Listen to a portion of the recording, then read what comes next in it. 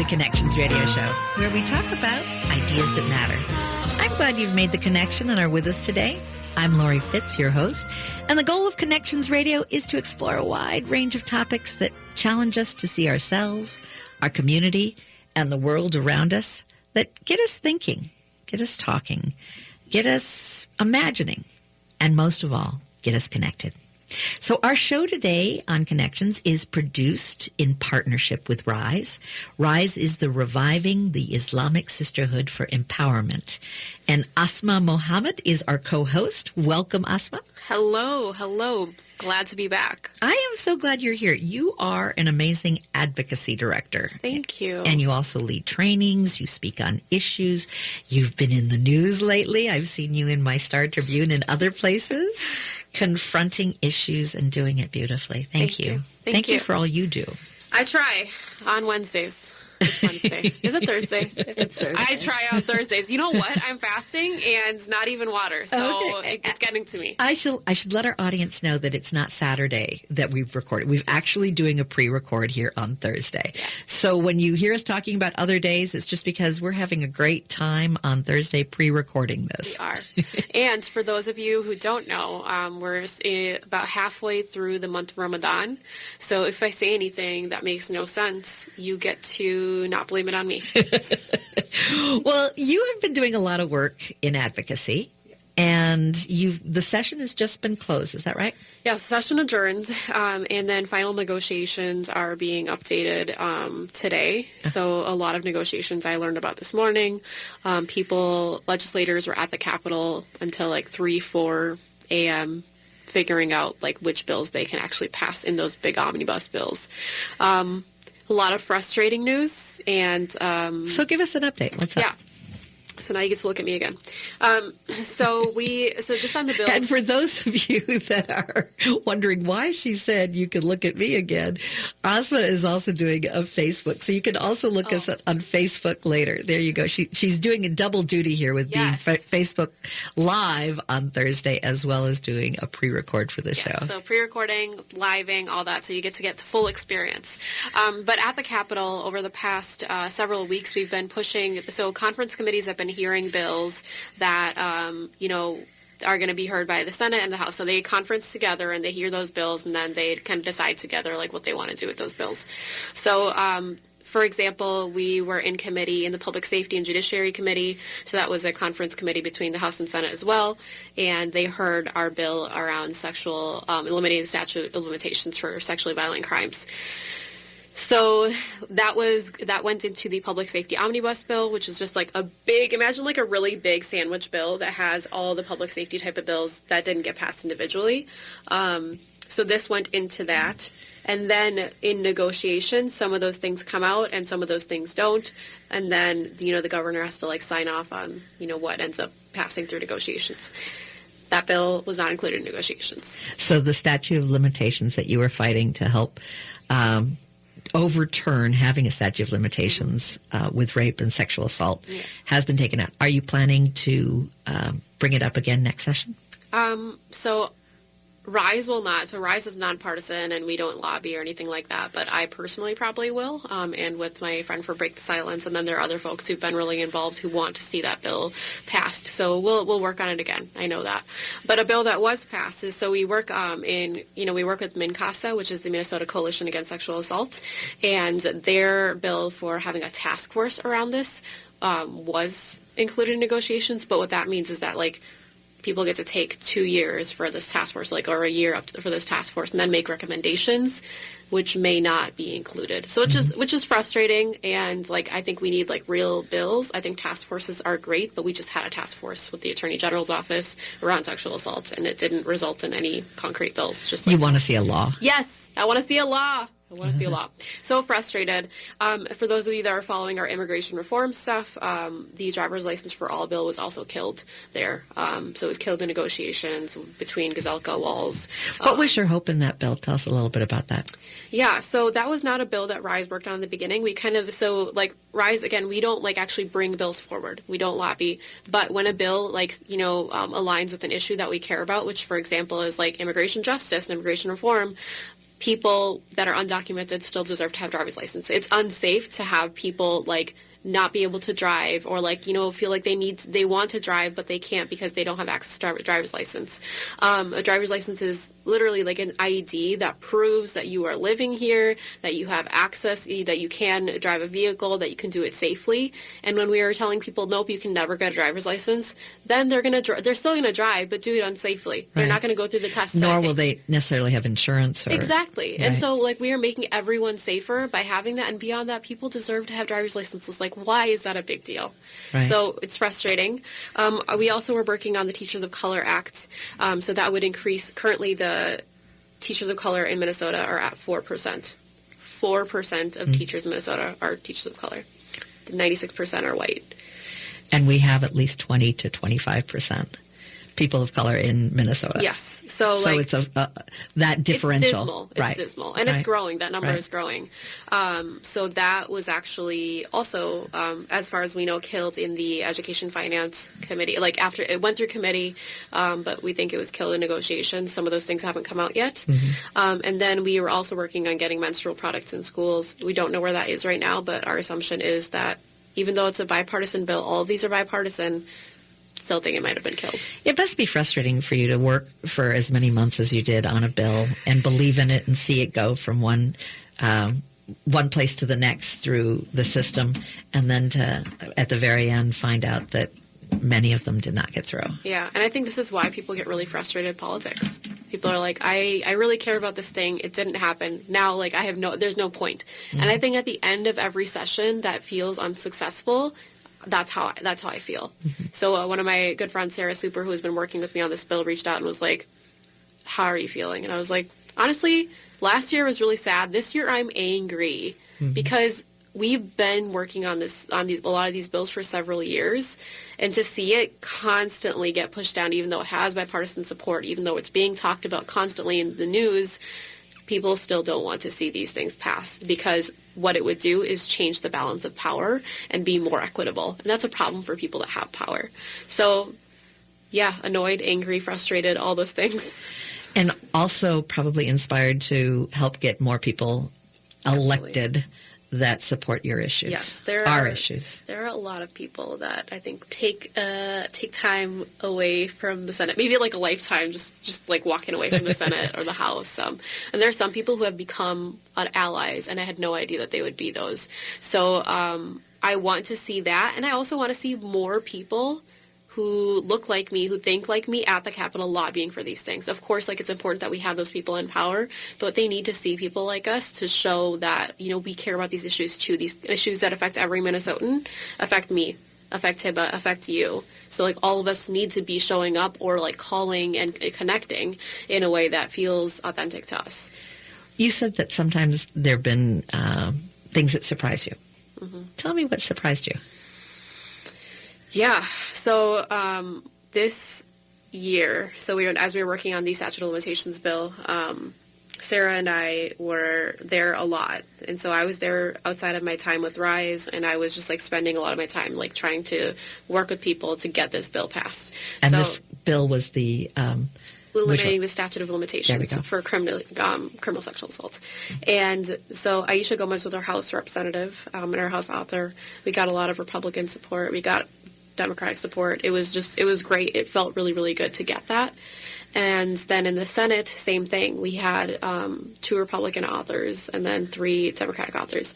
So it was just like, it felt really good. And I was like, people on both sides of the aisle are seeing this as an issue that affects everyone, because nobody gives a damn which political party you represent when you're being sexually assaulted. Like, it happens to everyone. So we went and this was heard in a conference committee. And in that committee, Senator Latz was really insensitive in his comments and, like, asked, like, what about the falsely accused? What about the men? And it was just very, like, it very much fell into, like, ideas that rape culture, you know, it was upholding rape culture. And it was frustrating. I left that meeting angry, crying, and was like, I'm going to vote him out. We're going to do something. But then we met with him afterwards. He apologized for what happened. We talked through why it was frustrating, and he was like, okay, give me time. I want to think through some of this. I want to talk to some experts that know traumatic memory. And because what he was saying is people are going to forget over time. And I was like, well, no, I still remember from 15 years ago what happened to me, like, very clearly. So in end, it took him a couple of weeks, but just in 2 weeks, he completely changed. Wow. He changed not only his vote, but he publicly apologized, and he called on other people to do the same, which was, like, incredible. So that, to me, it shows, like, you can change, right? That you don't, even if you start out some way, that you can change who, you, like, where you stand on an issue when you actually take the time to listen to the people most affected. So he took time to listen to Sarah and I, and he was like, you know, he recognized that he had a lot of blind spots there, and then finally made the decision to change his vote.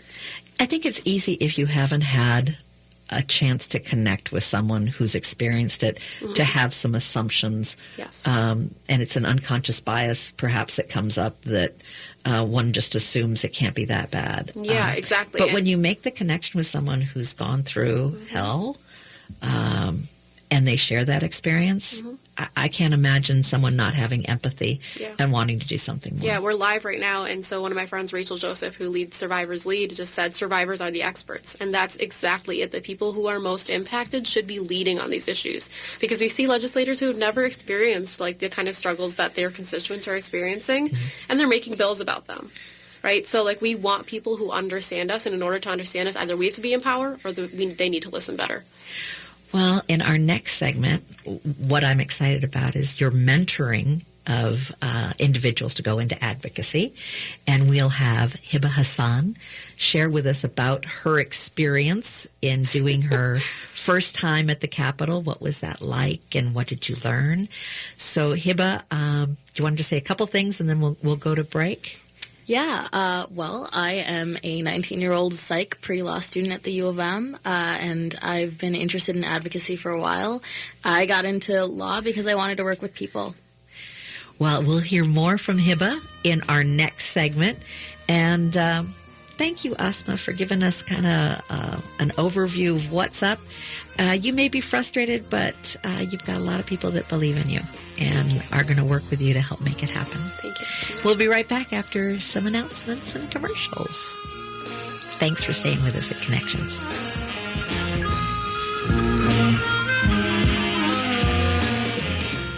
Wild dancing, boisterous music, and a love story set against the backdrop of the Bosnian War. Park Square Theater presents Heaven by Theater in Residence Flying Foot Forum. A tale of finding common ground rather than fighting those who are different from us. Friendship, love, and painfully beautiful moments come to life through heart-stopping percussive dance. Balkan party music performed by Orkee star BZ May, and driving songs by Chan Polig of the Suburbs. Heaven runs May 31st through June 23rd. Find out more at parksquaretheater.org. This is Paul Metzer telling you about a great event called Boom Boom Outgoes Childhood Cancer number 9, a benefit for St. Jude's Children's Hospital Research Center in Memphis, Tennessee. It's happening at Grumpy's Northeast Saturday, June 8th, 2019, 1 to 8 p.m. $10 at the door. Features great musicians like Alicia Corbett, Tiny Darling, Porcupine, and Tom Nichols. Grumpy's is located at the corner of 22nd Avenue and 4th Street. The coolest club in town for a great event. Make it on down. I'm Peter Ratcliffe from the Eastside Freedom Library, and I'd like to tell you about an historic place on Payne Avenue. Brunson's Pub is a place where history and passion are a part of every detail, starting with the menu. The Payne-Phelan neighborhood arose from Dakota people who lived here for hundreds of years, and pioneering immigrant communities, Irish, Swedes, German, and Italians, who made the East Side their home. More recently, waves of new residents from Asia, Latin America, and Africa continue the rich immigrant history and are revitalizing the community's cultural life and economy. Come experience Brunson's Pub at 956 Payne Avenue and grab a discounted gift card when you mention that you're an AM 950 listener or a supporter of the Eastside Freedom Library. Be sure to check out brunsonspub.com. No one beats Warner Stellian. No one. Our passion is earning your business, and we've guaranteed appliance savings for nearly 70 years. But the Warners know there's more to it than just offering the lowest price. So we've hired and we've trained the very best people to make every step of your appliance buying experience simple and fun. Now through June 3rd, Warner Stellian will save you even more with exclusive in-store specials. Go to WarnerStellian.com or come on in for full details. Choose Minnesota's own Warner Stellian. Tom Hartman here for All Energy Solar. One of the myths about solar is that you save more if you wait, but waiting to switch can actually cost you more. While tax rebates make solar affordable, those rebates are often limited and decrease over time. So when you wait, you risk losing some of the incentives that make solar so easy to afford today. And besides, the sooner you get your All Energy Solar system, the sooner you reduce or even eliminate that high electricity bill. Make the switch today at allenergysolar.com.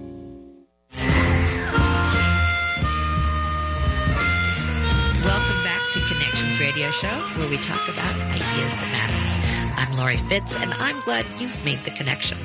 Today we are co-producing our production with our partners RISE, and RISE represents Reviving the Islamic Sisterhood for Empowerment. Asma Mohammed is our co-host. Welcome, Asma. Hello, everyone. And thank you for sharing the issues that you were addressing in this last legislative session and some of the things that you've pushed for. Yeah. It's a tough road. It is. Not all of those things that we believe in can see the light of day in terms of getting voted on. Yeah, but it's the we process. Exactly. And we have a very divided legislature right now. As y'all know, the House is controlled by the DFL and the Senate is controlled by the GOP. So we are seeing a lot of that come out in the negotiations we're seeing right now.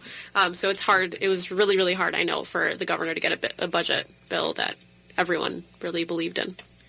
So everyone had to give up something. Everyone had to compromise. Yep. So you've brought a guest today. And I'd like you to introduce Hiba. Yeah. So Hiba here is a sophomore at the University of Minnesota. Hiba and I met because Hiba's mom is actually really involved with the sisterhood.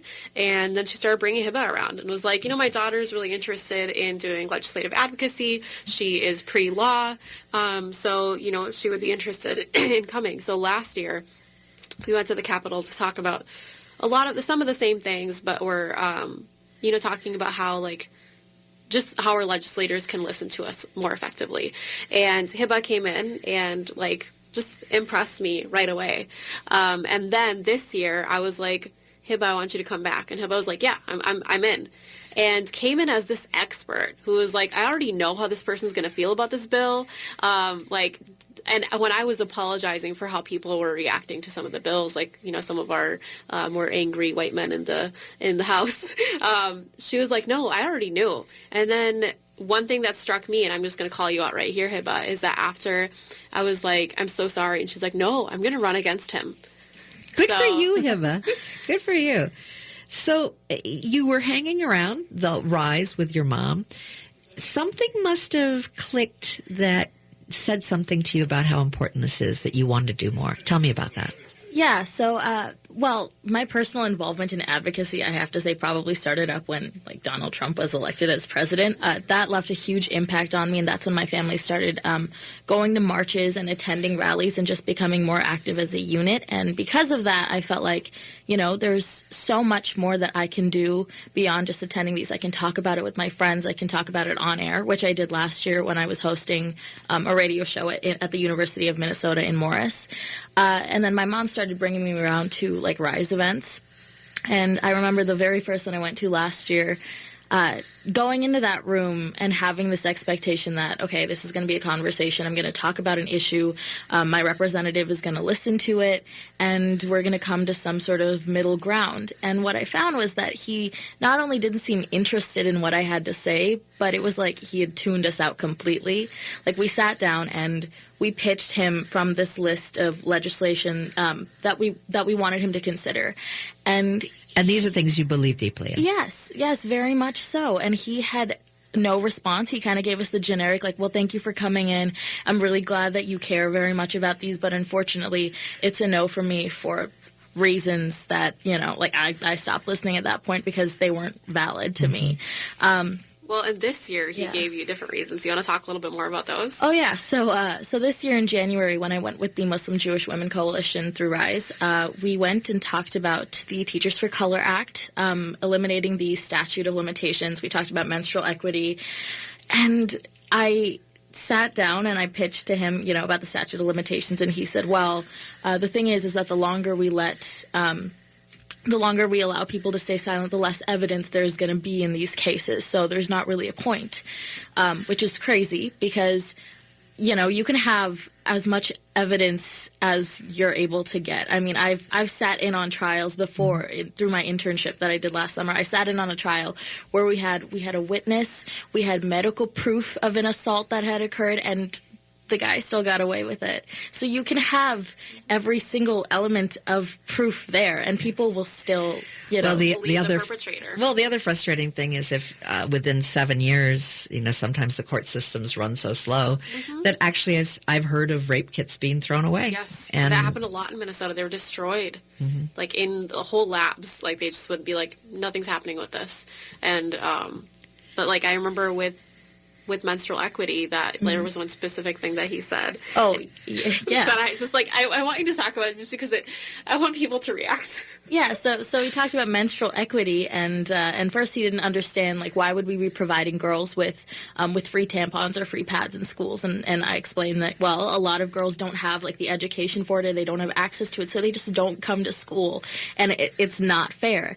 And he said that he wouldn't be able to support this because some men might argue that men menstruate as well, and therefore they need... Yeah. No. Yeah. He said that, and I was like... I knew that there's sometimes a disconnect with biology, but that one's like a really big disconnect. Yeah, and I stopped, and I was like, okay, not to be rude, but can you explain that to me a little further? And he was like, well, I wouldn't say that, but I'm just saying some other men might argue that men menstruate as well. So we would have to, this might be discriminatory towards them because they're not getting the proper resources. Well, I think that you probably would allow the pads for them too. Yes, if that's an issue that we're unaware of, I will go in there. I think it might be a freak of nature, but honestly. No, but there are some gender non-conforming people who might need menstrual products, and like in that case, everyone should have access to them. Exactly. Every single person. So menstrual equity isn't just saying like everyone who identifies as a girl deserves them. It's like literally everyone who says like I need a pad or a tampon gets a pad or a tampon. Exactly. Is it that difficult? If his issue was that if it's only for girls it's unfair, then I would have said then let's make it for everybody. But that wasn't his issue. His issue is that it would be something discriminatory towards men because men aren't getting free tampons and pads out of this. I'm so sorry y'all were discriminated against because we got it. Biology sort of turned out that way. Yeah. And the Teachers for Color Act was just another thing that became so messy so quickly. This was the final thing on the list that I was going to talk to him about. I already had an idea of where this conversation was going. So I proposed the Teachers for Color Act, and he said it would be reverse discrimination. Because if there are people if we have people of color who are equally qualified to like white people, then they should be getting the jobs themselves. As if there's no... There's no discrimination. There's no discrimination. Well, there are no barriers, Lori. Have you? I don't know. I really think we've made all this up. Well, I think what happens, which is unfortunate, they don't understand that there is value in cultural intelligence and that there is a skill of being able to have cross-cultural communication that allows people to have a deeper and richer, and that it makes for a better school system, it makes for a better teaching environment, it makes for better students to have multicultural. I grew up in Prior Lake, Minnesota, and my family was one of the very few like colored families in the neighborhood. And I didn't have, I don't remember having like many, if any, peers in my grade that were also like people of color.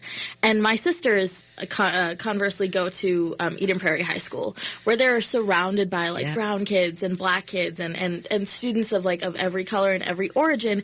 And it really does change the way that you grow up, the things that you believe you can do when you're older, when you see people around you, when you see your role models reflected as when they look like you and you've seen people who are leaders. Absolutely.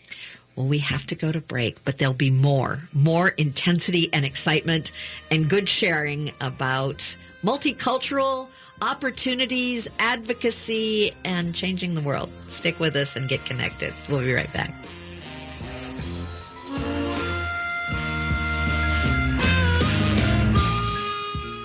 Connections Radio Show is all about tapping into our hardwired hunger to connect. We examine meaningful connections to ourselves, our community, and the world around us. By opening the door to innovative insights by a wide variety of interesting guests, we'll make the connections to something bigger than ourselves.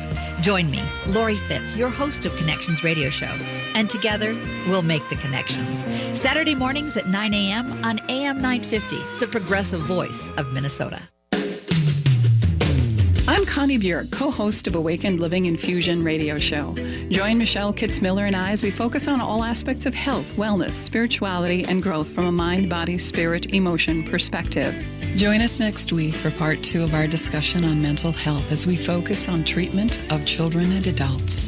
Join us for the Awakened Living Infusion radio show, Saturdays at 10 a.m. Let us share with you ways to infuse vitality into life.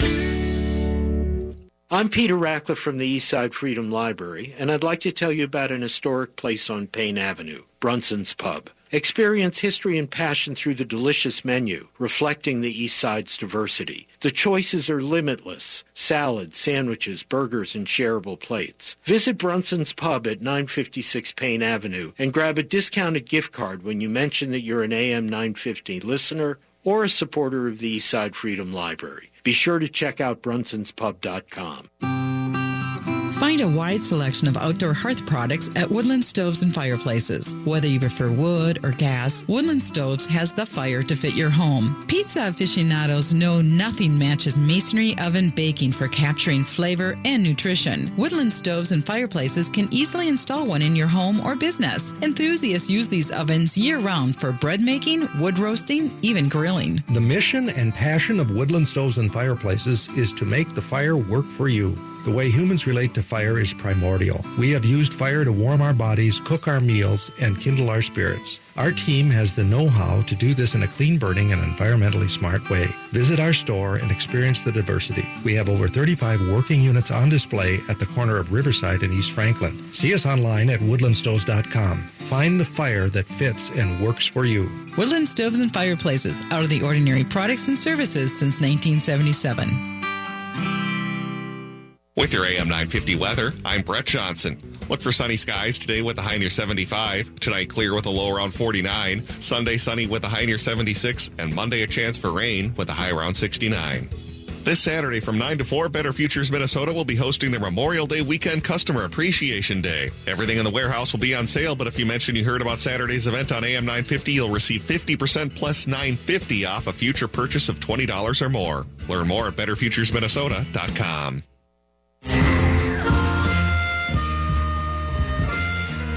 Welcome back to Connections Radio Show. I'm Lori Fitz, your host, and today we are co-producing our show with RISE, and that stands for the Reviving the Islamic Sisterhood for Empowerment. And Asma Mohammed is my co-host. Welcome. Hi, everyone. So, Asma, we've been talking about the legislative session, some of the frustrations on the bills that you've worked with that are not going to be able to go through. They've been stalled. They've been taken out. In our last segment, we heard a little bit more from Hiba Hassan, who is 19 years old, pre-law, and out there kicking butt, doing some advocacy. And she was sharing some stories of how she presented her issues for advocacy and some of the challenges that you faced. So let's go a little further about here you were presenting your ideas, and not all of the folks you presented to were receptive. Some got a little bizarre. But how did that make you feel? And what would you like to see different? And what things do you think about for next session?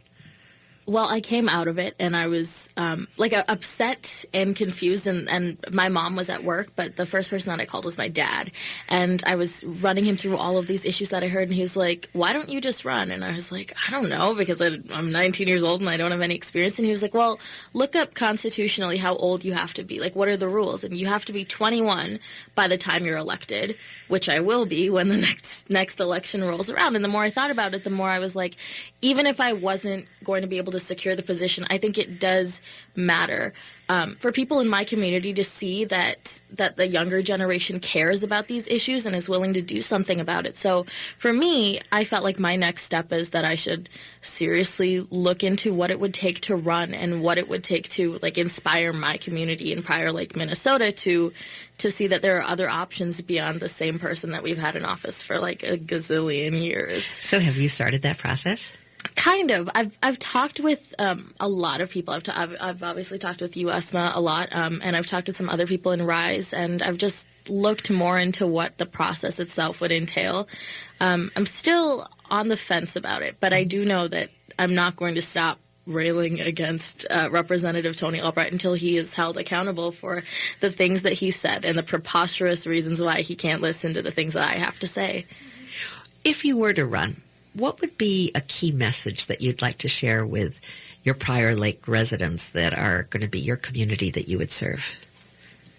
I think I would say that there is nothing wrong with something different. I think that we've had the same people in power, especially coming out of this very tight-knit neighborhood that is lacking diversity. And I think that people believe that there is no real reason to look to change because there's nothing they need to change about their community.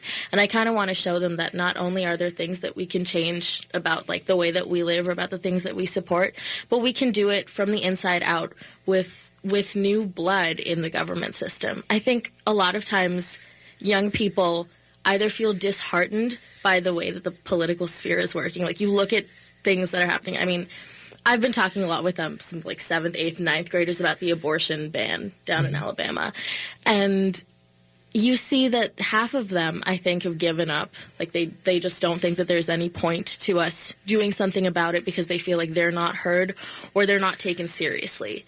And the other half are enraged and ready to do something about it. And I think the more people you get who are like angry and persistent about these issues, the more activism you create amongst people my age, the more likely you are to find change in the future.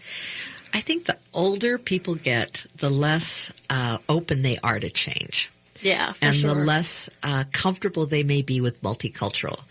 What I love about millennials and Zs and the ones coming up after Zs is a total embracing and excitement and enthusiasm and a passion for having multicultural, that there's a beauty and an excitement.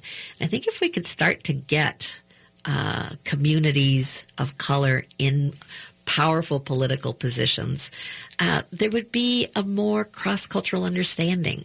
I think the fears that folks have are not legitimate, but that's their fears. That's their tribe that they grow up in. And as we were talking about before with the surprise that Asma had in sharing her story, it really touched a person's heart, and he changed the way he was going to vote. So I encourage you. I hope you will. I think it would be good. We're going to make for you it happen, Lori. I've been telling Hiba, I'm like, every training I find, I'm sending you. So I'm always like messaging her and saying like, hey, are you free for this? Are you free for that? What about this thing? Because you're right. We do, like, you're right and you're right. We need to change, and we need it from this younger generation because they, I feel like, are seeing things that we aren't. I work with high school students every week. And the issues that they bring to me are things that, like, I would never even have thought about because I'm like, schools, kids, like, you know, of course, like, we're only thinking about education when we think about kids, but there's so much more that affects them and impacts their daily lives that we're not thinking about, from, like, healthcare to, like, you know, family sustenance. Like, all these different things are impacting their everyday, and we aren't talking about them. So, and, of course, on social media, these kids are talking about everything. Mm-hmm. Did you think 7th and 8th graders are talking about abortion bans? No, that surprised me. I have to say, thank you for bringing that up. Yeah. It's like, that's great that you're talking with them about that. Yeah. No, it's a family group chat of these girls that I grew up with, and I think the youngest one in this chat is in 7th grade. The oldest is a senior in high school, and I mean, I see them reposting on Instagram, reposting on Snapchat. You know that, like, it is a woman's choice. A woman's body is her choice on how she wants to proceed with whatever she does. And it is so inspiring to see them, I mean, caring. Because there's so many there are so many things that kids could care about that I think kids probably should care about more because you're only a kid for so long. But to see them, like, actively engaged in their future, I mean, that's something that I didn't see growing up. I think one thing that I've seen is that our growing generation doesn't have a choice in whether or not they can care. Like, they are actively impacted by school shootings. They're actively impacted by this hateful rhetoric that's going to either, like, feed their own hate or feed hate against them. Like, they are experiencing all these things that none of us experienced, like, growing up. And so they already know. I don't know if I knew in first grade who the president was. I don't remember. I mean, maybe I did. I probably did. But, like, I didn't have any opinions about him. But these kids do. And I think they also understand beyond that the environment itself. Yes. We might have 20 years. Now, 20 years for someone like me is not 20 years for a young person who's looking at, the rest of their life. Yeah. What does the environment look like? Exactly. And I think they want a healthy environment, not just in the land, but also in the community that we create. What does that mean to be healthy, and what does that mean to be? And I've always thought that what makes diversity in plants healthy makes humans healthy as well, that we thrive when we celebrate our diversity and we create a sense of inclusion. And one time I heard someone describe what's the difference between diversity, inclusion, and multicultural. And they described diversity as, well, you got invited to the party. And inclusion, well, you got asked to dance. Mm-hmm. But multicultural, a true expression, is when you're part of the party planners. And that's what I see when people get into politics and I have leadership roles. You're not just being invited. You are part of the planning. You are part of the vision. We are all fabric together in creating what our future should look like and how we weave it. Absolutely. And even in thinking about representation, like imagining someone like Hiba in that seat specifically, right? Like that's radical. Right now, like when you think about it, it's radical because you're seeing such a huge shift.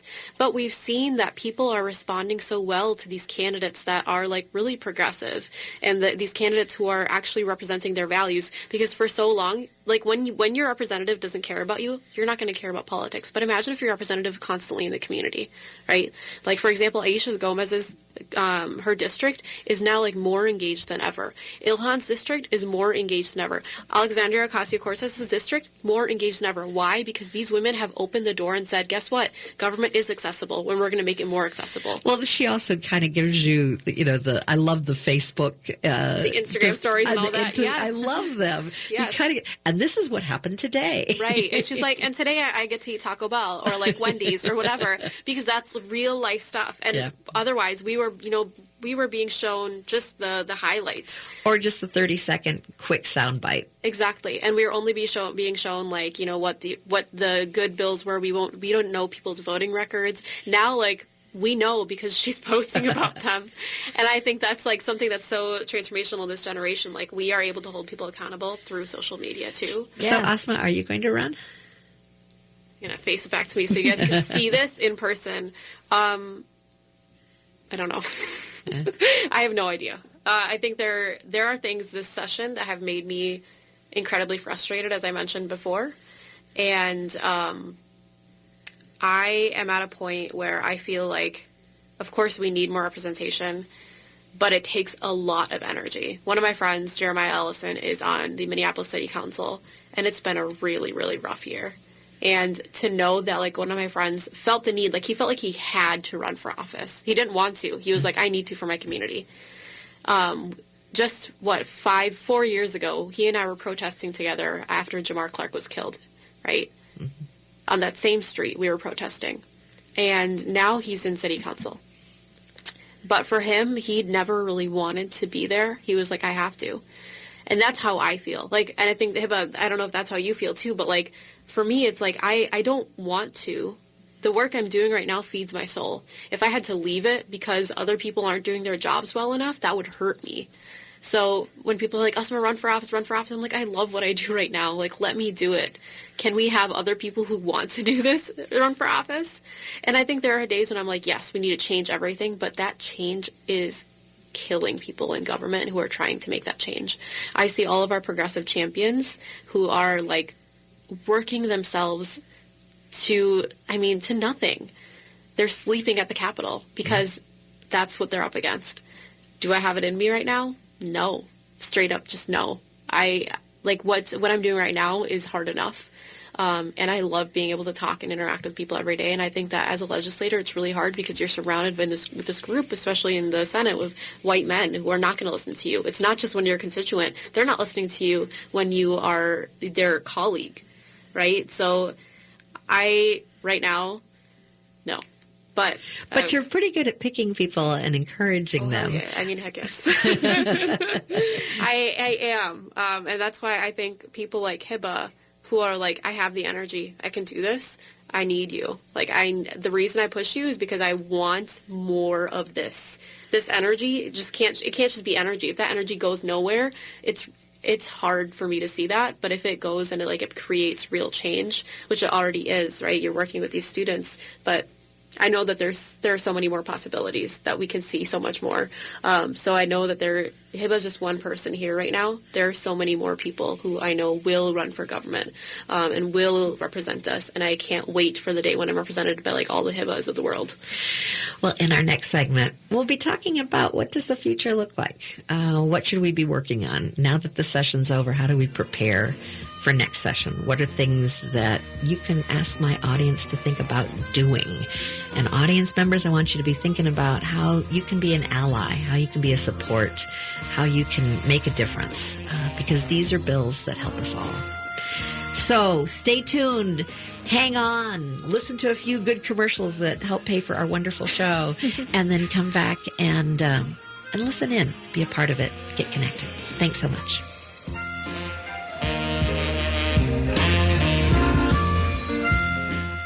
Wild dancing, boisterous music, and a love story set against the backdrop of the Bosnian War. Park Square Theater presents Heaven by theater-in-residence Flying Foot Forum. A tale of finding common ground rather than fighting those who are different from us. Friendship, love, and painfully beautiful moments come to life through heart-stopping percussive dance. Balkan party music performed by Orkis Starbizi May, and driving songs by Chan Polig of the Suburbs. Heaven runs May 31st through June 23rd. Find out more at parksquaretheater.org.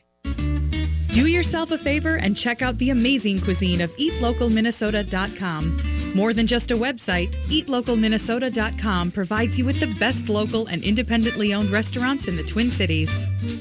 Enjoy made-from-scratch cooking at the family-owned Milton's, specializing in dishes like award-winning ribs and flank salmon grilled up on their charcoal grill. Satisfy any sweet tooth with incredible desserts like Bananas Foster.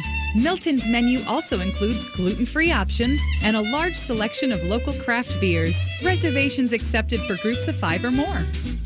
Specializing in Szechuan and Peking cuisine, the Great Wall Chinese restaurant has been a local favorite since 1981. They offer one of the most extensive menus in the Twin Cities. Favorites include the sesame chicken, imperial beef, and Peking duck. The Great Wall restaurant is located off 45th and France, with takeout available too. More at greatwallrestaurant.us. Native Roots Radio is proud to announce we've added an extra hour. Yeah, Chushke, 1 hour goes by too fast. That's right, Uncle Curtis. I'll have extra time to share important information about our secret animals. And report national and native news from all over the country and Canada. This new hour is sponsored by Robbins Kaplan LLP, dedicated to redefining excellence for high-stakes litigation representation in Indian country. We are awake. Hi, Matt McNeil for Rudy Luther Toyota. My first Toyota and the vehicle which made me fall in love with Toyotas was the RAV4. Now, Toyota is just teasing me as they have an all-new, fully redesigned RAV4. It's gorgeous. A distinct exterior that pops and a refined interior which has everything you want and room to move. And the big news is the RAV4 now comes in a hybrid version. Remember, every new Toyota comes with Toyota Care, 2 years of free maintenance. Test drive the new RAV4 today at Rudy Luther Toyota, the southeast corner of 394 and 169 in Golden Valley. Connections Radio Show is all about tapping into our hardwired hunger to connect. We examine meaningful connections to ourselves, our community, and the world around us. By opening the door to innovative insights by a wide variety of interesting guests, we'll make the connections to something bigger than ourselves. Join me, Lori Fitz, your host of Connections Radio Show, and together we'll make the connections. Saturday mornings at 9 a.m. on AM 950, the progressive voice of Minnesota. Welcome back to Connections Radio Show. I'm Lori Fitz, your host, And my co-host is Asma Mohammed, who is the Advocacy Director for RISE. RISE is co-producing the show with me. RISE stands for the Reviving of the Islamic Sisterhood for Empowerment. Welcome, Asma. Hi, thank you. Thank you for sharing your heart in the show. You do such a beautiful job with the advocacy that you're working on, and for bringing such a terrific guest today, all about civic engagement. We have our special guest, Hiba Hassan. Very nice to have you here, Hiba. Thank you so much for having me. So in this segment, we were going to talk about next steps. The session's over, but that doesn't mean our work is. Yeah. So tell me more, my friend Asma, about things to think about. Yeah, so I think that whenever session is over, a lot of people who have been advocating at the Capitol have this overwhelming feeling that it's all over. If something got done, you're like, the fight's done. And if something didn't, you're like, well, we failed. Guess what? There's another session coming up, not too far from now. And we need to lay the groundwork for that good work to happen. And when does the session start? The next session starts. Don't ask me questions I don't know the answers to, Lori. Sorry. I'll look that up. No, it's okay. I think it's in January. I could be wrong. I'll look it up. Go for it. If anyone knows, you can say it. But there is a lot that is at stake. And the thing is that when we are changing minds and hearts at the Capitol, that only, the groundwork that we lay in those communities happens beforehand. So if there are people in districts that you really, really care about, if you're getting them to start talking about significant issues, those are going to come up in that session. So when I go and talk to someone who is not my legislator and I'm not their constituent, they're not going to listen to me the same way that they're going to listen to Hiba when she goes to, talk to her representative. So what I want to do is make sure that we continue organizing. There was a protest was it yesterday? Yeah, the rally was just yesterday at the Capitol around abortion bans. That stuff still needs to keep happening. Right? People still need to stay educated and understand what's going on. And if we don't, then nothing's going to happen at the Capitol. What legislators who don't want to see some of these, progressive laws pass, what they're benefiting from is that the Capitol is pretty inaccessible. It feels inaccessible. You walk in and you're like, where do I go now? There's several buildings, and what we need to do, I think, is to show them hey, we do know what's going on, and there are people who are going to hold you accountable, even if I cannot be there. So one specific way that you can engage is, I think, show up at these rallies and protests for the issues that you care about. I know that people are like, well, we already protested. What now? Well, show up to that first one. Meet the people that you want to engage with. I think the people that I met through organizing with Black Lives Matter, with Women's March, with Moms Demand Action, those are the people who support me on all these other issues. So meet those people, build a community of people who really, really care. So start with that. And then I think next, start giving to the organizations that you really care about. So organizations if you're I don't have time to do the work, I work 9 to 5 and I work night shifts and all this stuff, what you can do is actually donate to those organizations and either time or talent, right? Time, talent, or treasure, sorry. So time, talent, or treasure are all really important. The treasure part, just going to emphasize that a lot because we are constantly fighting to get grants to do the work that we do. And even when they run out, we're still pushing, we're still fighting, we're still trying to do everything that we can. But with your support, we can do even more. So if you are ever how can I do this work? Give to an organization that's going to do the work. We're always there. There are so many other organizations like Take Action Minnesota. I mentioned Gender Justice, Moms Demand Action. If you care about specific issues, find an organization that's working on it. Donate to them so they can do the work for you. If people are nervous that they don't know quite what to do, there are good trainings that you provide, right? Yes, absolutely. Hiba, you've been to some of our trainings, but I'm just going to mention some of them.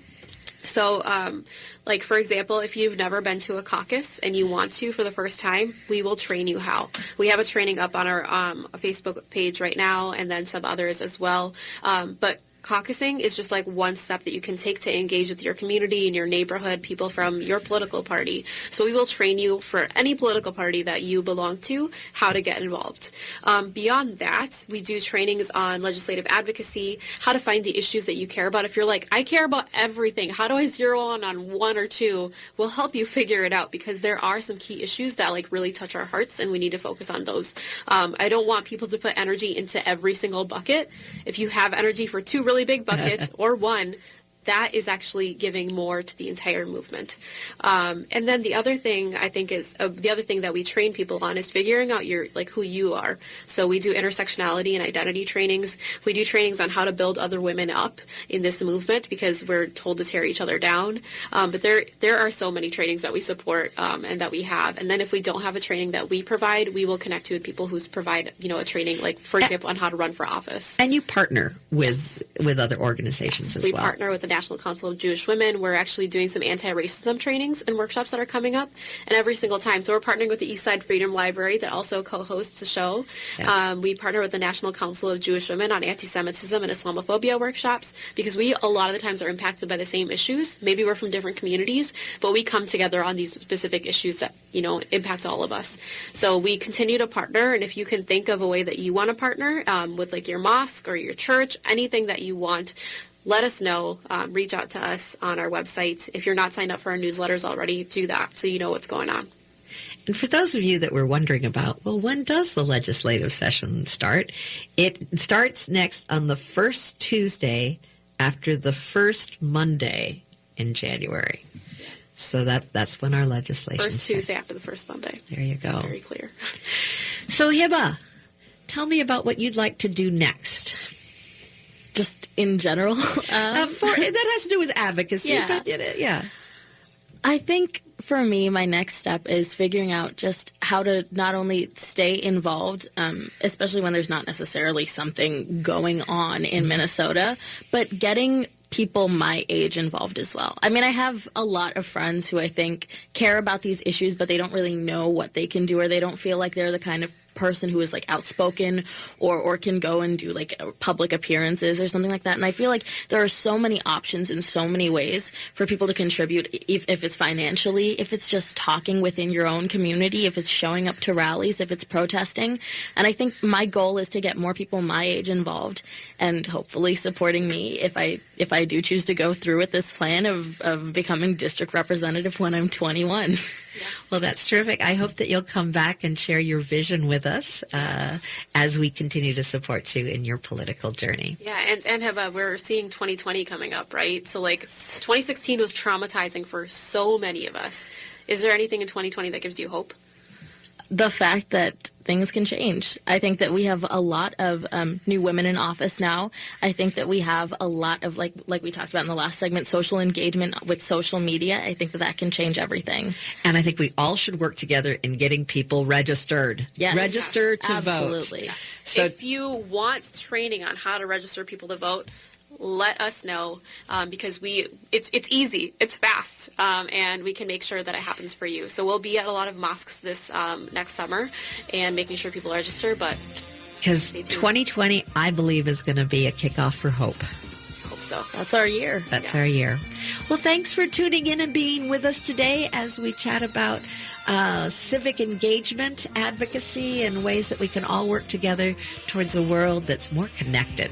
Thanks for being with us today, and thank you both for sharing all the good work you're doing. Thank you. Have a good one.